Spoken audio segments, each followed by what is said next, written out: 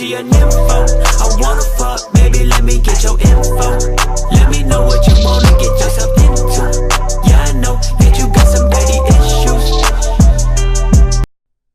How's it going, nerds? My name is Linkwood. In the last episode, we finished our third poem, and now we're gonna get right back into it and see what happens in Doki Doki Literature Club. Let's do this. Aw, man. I'm the last one here again. Don't worry, I just walked in too. Were you practicing piano again? Yeah. You must have a lot of determination. Starting this club and now picking up piano? Well, maybe not determination, but I guess passion. Remember that the club wouldn't be here if it wasn't for all of you. And I'm super happy that you're all willing to help out with the festival too. I can't wait for the festival. It's gonna be great. Weren't you complaining about it just yesterday, Natsuki? Well, yeah. I'm not talking about our part of the festival, but it's a whole day of school where we get to play and eat all kinds of delicious food. You sound a bit like Sayori all of a sudden. Monica, do they usually have fried squid? Squid? That's a pretty specific thing to look forward to. Oh, come on. Are you saying that you don't like squid? You, of all people? I didn't say I don't like it. Besides, what do you mean by you of all people? Because it's right in your name. Monica. Uh-huh. That's not how you say my name at all. Also, that joke makes no sense in translation. Never mind. Let's just focus on our own events for now, okay? Fine. Your reactions aren't as fun as Yuri's or Sayori's anyway. Excuse me. Where is Sayori anyway? Oh, there you are. Sayori's sitting at a desk in the corner of the room looking down at nothing. I walk over to her. Hey, Sayori. I have my hand in front of her face. You're spacing out again. Sorry. Don't mind me.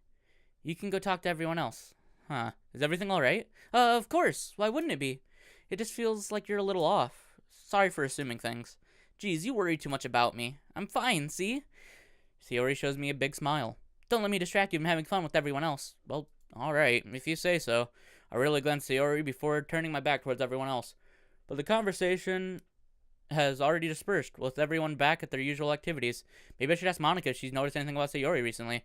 Since they've been preparing for the festival, they must be spending a lot of time together. I timidly approach Monica, who is shuffling through some papers at her desk, and I need to adjust my eyes because they hurt. Blicky, what's up? Hey, this might sound a little strange, but have you noticed anything up with Sayori recently? Anything up with her? In what way do you mean? Maybe I'm reading into it a little bit much, but she seems a bit downcast today. Oh, you think so? I can't say I've noticed anything about her. Monica peers across the room at Sayori, who is idly dragging a rubber eraser up and down her desk. Maybe there's something on her mind. But I'm surprised I'm not the one asking you, Blicky. I'm not the one asking you, but you certainly know her a lot better than I do. Yeah, but she's never really like this. She's always talking to me about things that bothered her. But this time, when I asked her, she was really dismissive. Sorry, I know it's not your problem. I just wanted to ask if you knew anything, so I'll drop it now. No. It's important to me, too. I mean, I'm also friends with her. And I also care about the well-being of my club members, you know? Maybe I'll try talking to her myself. Are you sure about that?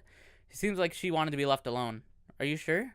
Maybe she just needs a hard time bringing it up with the person of interest. Person of interest? What do you mean by that? I'm saying that maybe the thing on her mind is you, Blicky. Me? How on earth would you come to that conclusion? Well, I probably shouldn't say too much, but Sayori talked about you more than anything else, you know?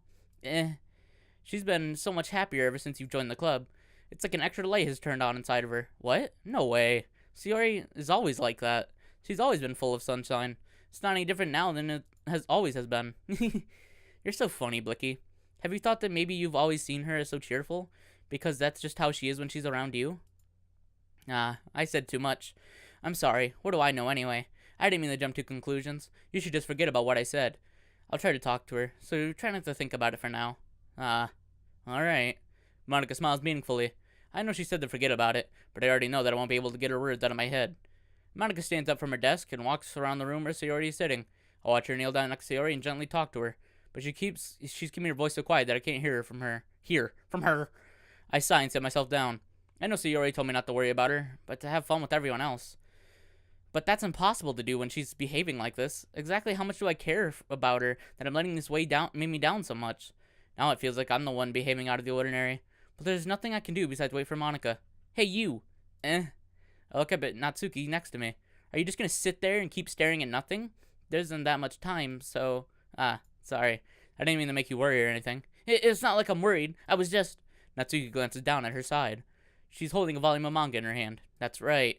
Something just came up for a minute, but we can get started now. I won't make you wait any longer. Jeez. Now you make me feel like a jerk. If something's bothering you, you can just tell me to leave you alone and I will. I mean, assuming you didn't feel like talking about it or anything. He practically mumbles that last part. No, I'm probably making it seem like a bigger deal than it is. I just been thinking about Sayori, that's all. Sayori? Thinking about her? Yeah, she seems pretty down today, but she didn't want to admit it to me. So I can't help but wonder if something happened to her. Oh. Natsuki exhales. Well, first of all, you should really work on your phrasing. But anyway, you're her best friend, right? Yeah, I guess so. Yeah. Then in that case, I think you should trust her a little more. If she needed you, then you would be the first person she would go to, right? Well, I guess that's true. I mean, some people just have those days. You can't always avoid it. If anything, she probably just doesn't want you to worry about her because it's not important. Yeah, that's the kind of thing that she said to me. Maybe it's not right for me to go against her wishes. Exactly. If she needs you to worry about her, then it'll be a lot more obvious. Yeah. I should have thought of it that way from the start. Natsuki fiddles with the book she's holding in her hands. She really means a lot to you, doesn't she? Don't get the wrong idea or anything. We've just been friends for a long time. It's normal to be worried about your friends. I mean, you were worried about me, so I was not. Jeez, if you're fine, let's hurry and get started already. Yeah. No tsunderes. Okay, everyone. After some time passes, Monica calls out to the club room. Why don't we share our poems now? Before I know it, everything is back to normal. Everyone goes to retrieve their poems, and I do the same. I make eye contact with Monica, and she smiles at me. Wonder what she was talking about with Sayori. Let's go with Yuri, because we're trying to get her first. Well done, Blicky. You've definitely improved your writing over the course of these few days. Has my advice been helpful to you? Yeah, definitely. I'm glad. Sharing our writing like this, it's a lot more fun and rewarding than I anticipated. I need to remember to thank Monica. I think we all felt a little awkward at first, but now it seems like everyone is enjoying sharing their writing and seeing what others think. I guess I can't really disagree. I was afraid of this whole thing would be a chore, but it's a great way for me to spend some personal time with all the girls in the club.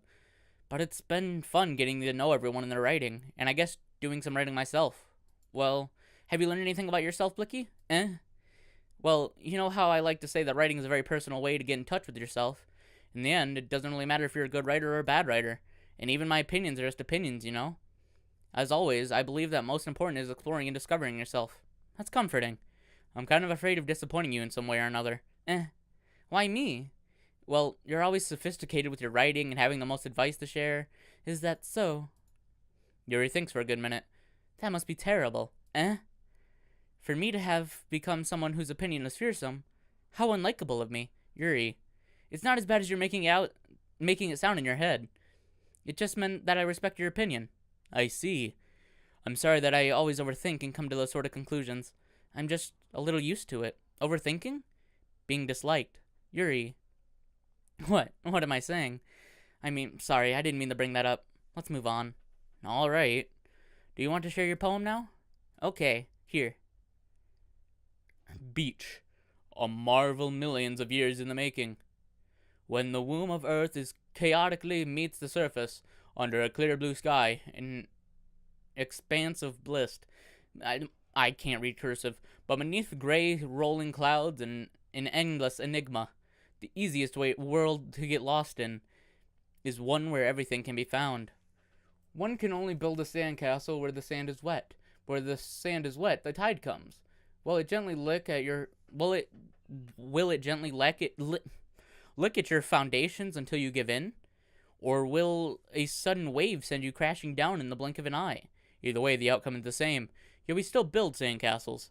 I stand where the foam wraps around my ankles, where my toes squish into the sand. The salty air is therapeutic. The breeze is gentle yet powerful. I sink my toes until the ultimate boundary line, tempting by the foamy tendrils. Turn back, and I abandon my peace to erode the shore.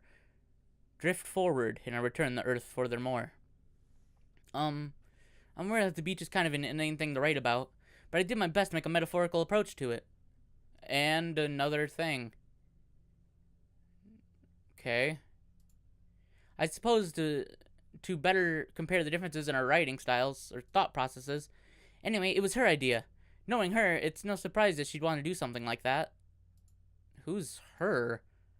I don't know who her is, but we'll find out in the next episode. Have a great day, you're beautiful, and I hope you enjoyed. If you like this video, give it a like. Dislike this video, still give it a like. And as always, I'll see you in the next episode. Roll the outro. There'll be girls across the nation that'll eat this up. Babe, I know that it's you, so but could you bottle it up? Get down to the heart of it, no, it's my heart, your shit,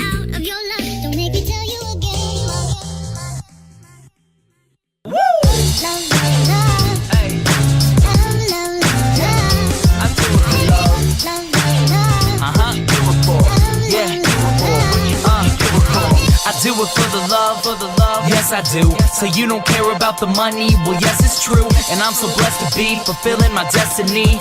All material things could mean less to me. Only thing I ever could need is a Sarah B sample with a dope ass beat. And get the mic check, all the levels right. And if it's good then I'll be here for several nights.